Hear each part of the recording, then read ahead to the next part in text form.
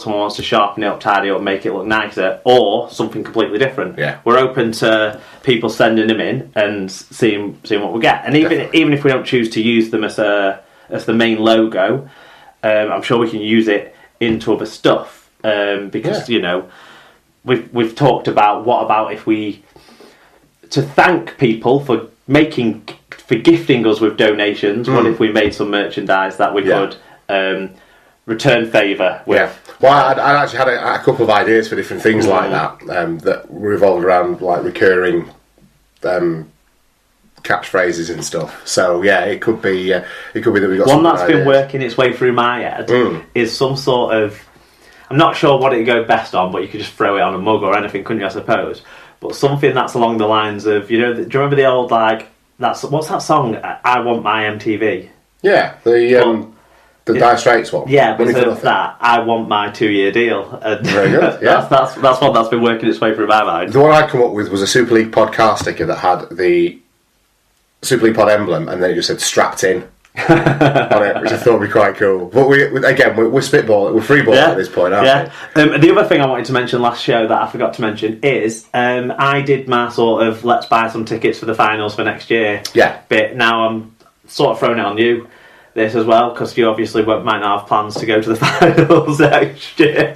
But basically, I've done what I did last year. Okay. Booked 2 tickets to the Challenge Cup final and 2 tickets to the Grand Final on the early bird prices. Now, with the caveat that I'm not going to use these seats if we can get to the final, because it was a horrible experience being sat in neutral zone for the Challenge Cup. I didn't enjoy it. I nearly got into fights.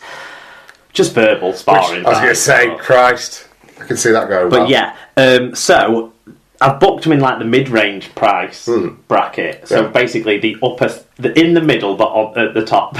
Okay. So I've booked them. If other people want to book around the same block, then Challenge Cup final, it's block 552 that I've booked, and the Grand Final, it's block N3405 that I've booked, which is the block close to the halfway line to where we were last year for that. Okay. Yeah.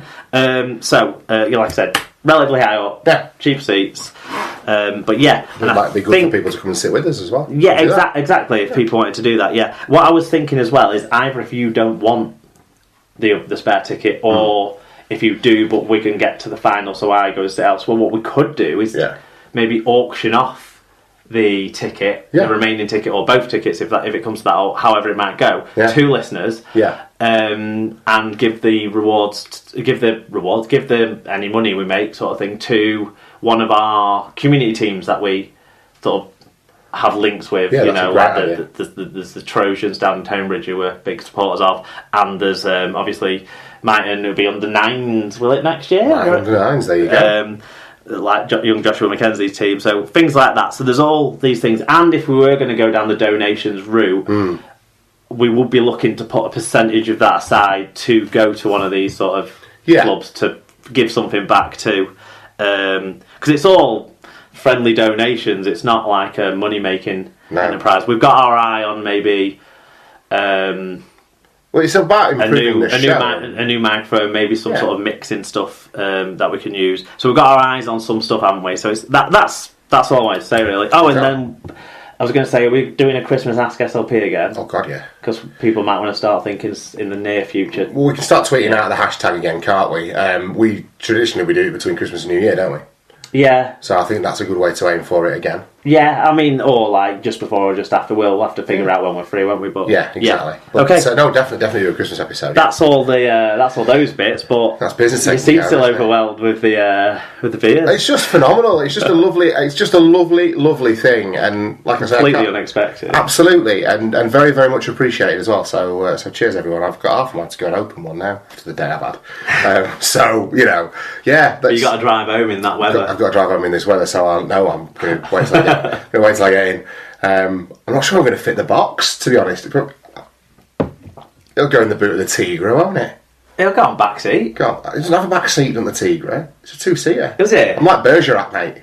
Oh, right. It'll go on the front seat. You don't have a family car? Well, Emma has a family car. We're developing the garage. Right. Okay. I'm looking to change soon. It'll be something more sensible and dull.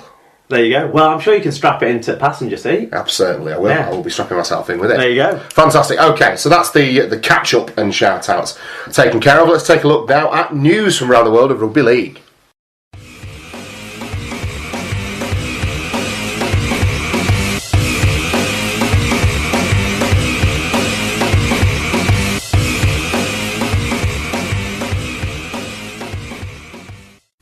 Okay then, so to news from around the world of rugby league. Catalan Dragons have signed France international back rower this week, Ben Julian from Warrington Wolves, for an undisclosed fee. Julian, who is 22, was part of the France squad for the 2017 World Cup and played in all 3 group games before their exit. He scored 3 tries in 23 games for Warrington last season and played 1 game out on dual reg at Rochdale. I'm happy the clubs have reached an agreement, Julian said. I'm grateful for everything Warrington have done for me, but I wanted to come back to France to be close to my family. Dragons head coach Steve McNamara said Benjamin is exactly the type of player and person that the future of our club will be built on. So interesting stuff going on there. Rugby League World Cup semi-finalists England will host New Zealand in a 3-match test series in the autumn of 2012, it was announced today.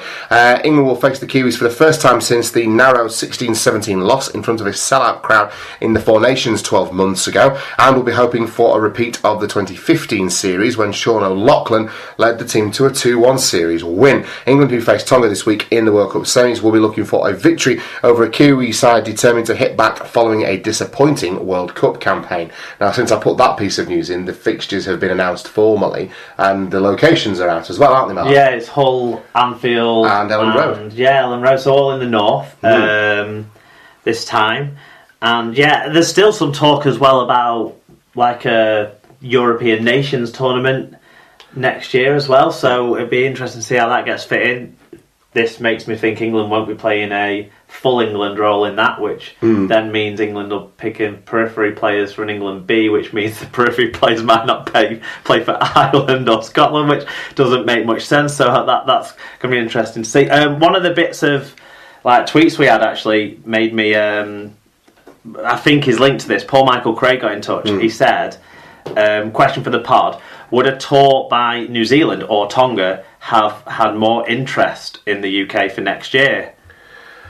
Well, that's a good question.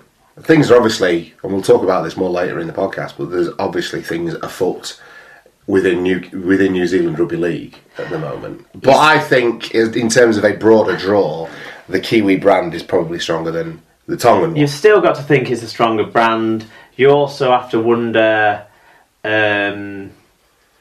like, how much... It's yet to be seen how much turning out for the Tier 2 nations in between the World Cups might be a thing. There's some things that are yet to be seen fully, and will be interesting to see as it develops. Obviously, the Tier 2 nations, the Pacific ones, are going to face off again next year in Australia, I believe, during the international period. And England have got potentially a weekend in there that they could be playing a game. I'd be surprised if they did a whole trip over to the other side of the world this time around, so it might be more looking at a France or something like that. But yeah, there's I think it's be a reasonable draw. Well, I've looked at the tickets that are on sale, and they're not selling full stadium tickets yet. So obviously they're trying to fill them up from the bottom up, which is sensible. I think Hull will sell out pretty much. I think Ellen Road will do a decent bit of business. Anfield's big stadium didn't sell out for the Four Nations final last year, so I would be shocked if that did sell out. But I hope it does. If I'm going to go to any of them, it's most likely to be that Liverpool one or the Leeds one. Probably wouldn't be able to. Well, wouldn't be trekking to all three. Probably. No, I think so.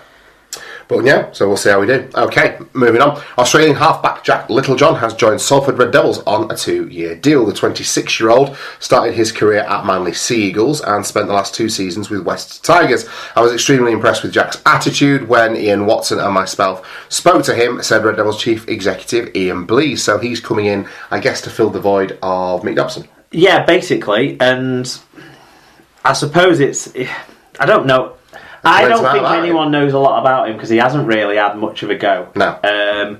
But you'd expect he's going to be a sort of calmer kind of kicking game kind of player. So let's see. But he didn't make his NRL. If I understand right, if I'm thinking of the right bloke, he didn't make his NRL debut until he was into his 20s, and he hasn't played a ton of games. So it'll be interesting to see. But getting him in early, and it's a position that they are needing, and there's not a lot of them going about on the market. So they've done some business. Yes, they have. Okay, Widnes Vikings have signed centre Kristen Inu from Catalan Dragons on a 2-year deal.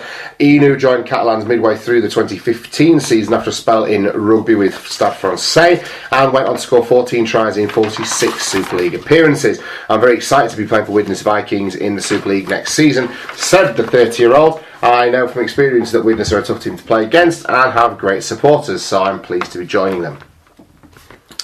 I'm not sure on this one. To be honest, I wasn't impressed with Kristen Inu last year at Catalan Dragons, and I think playing down in the south of France gives him every possible advantage in terms of lifestyle and work-life balance. I don't know that he's necessarily doing anything but jumping out the frying pan and into the fire, moving to Widnes Vikings. In terms of, it's good recruitment from a Widnes fan's point of view, and you'd be excited by it, but I just wonder about the service that he'll get and the work ethic that he'll bring. If he comes in and he throws his heart and soul into it, it'll be brilliant. But there's a lot of work to do with Widnes. Yeah, there was maybe question marks about him last year, and you sort of thought the writing was on the wall that I believe in the Catalans, because it felt like there was a separation there during the Super 8s phase. Yeah. But he's not a player, for the most part, that I think has lacked commitment and determination, and there's an element of flair in there. Yeah. Widnes, okay, can't really cope with a ton of mistakes, and sometimes that can come out of Inu's game. But at the same time, they need a few people that can break open a game. And he certainly can do that. And he's relatively physical, even though he's a centre. So I think it's a good sign. It kind of surprised me a little bit, and it's kind of fits in with the first news story we didn't really talk much about, with Catalan moving towards maybe a French kind of look at things there, and taking out some of the people that maybe have been part of a culture last year that didn't go well. Yeah, I agree. I definitely agree with that point. Okay, Warrington Wolves have signed Leeds Centurions winger Mitch Brown on a 1-year deal. The 30-year-old helped the Centurions win promotion to Super League after joining the club midway through 2016, but couldn't prevent an immediate return to the Kingston Press Championship last season. Warrington is a power club in the Super League, and they have a great team for next year, said Brown, who also worked under new Warrington head coach Steve Price during his time at Cronulla. Break out the peptides. Mitch Brown must disappoint Warrington fans when they've been linked with a number of other high-profile wingers, or at least their social media friends had linked them with them. If you ever follow anything on Facebook, I would recommend wholeheartedly follow the Warrington Casuals Facebook page, because that itself is a laugh a fucking minute. But their level of division at the signing of Mitch Brown when they were linking themselves with other players from the NRL was... Well, I think they wanted Leroy Kuja, they wanted Jermaine McGilvray. Let's like not delude ourselves. No, I know, I don't want to delude myself, mate. I mean, the main link was Joshua Charnley, and I bet they weren't happy about that. No, they were pretty excited about that. Were they? Well, the Warrington Casuals page were. He did score a try in the grand final against them, didn't he? So, I think it's a good signing. I think he was a very good player in spells. I don't know how much of a season you get out of him, because he seems to be prone to getting the odd knock. He missed spells, didn't he, for Lee? But at the same time, he was really strong. He gives really good utility. Yes, he does. I think he's a great option. If you throw in now your three main winger options are Lynham, Brown and Russell. Yeah. I think you've got a good option there. I think he's a better fullback option in this now than someone like a Matty Russell. They've lost Will Dagger, who was... I don't know, he was there last year, wasn't he? Yeah. And he was like a wing fullback swing kind of role, and he can cover in the centres too. I think it's a very good signing. Yeah, they've got a lot of utility in their backs, haven't they, at Warrington, so he fits in that mould, and if he's worked with the head coach before, he knows what to let himself in for. It's a 1-year deal, so it's a pretty safe piece of business for everybody, isn't it? Yeah. You know? Okay. Australian halfback Luke Walsh has signed a new contract that will see him remain with Catalan Dragons for the 2018 season.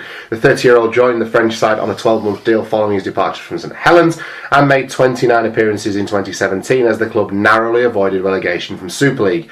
Luke is a hugely influential member of our squad, and his re-signing is very important for us moving forward into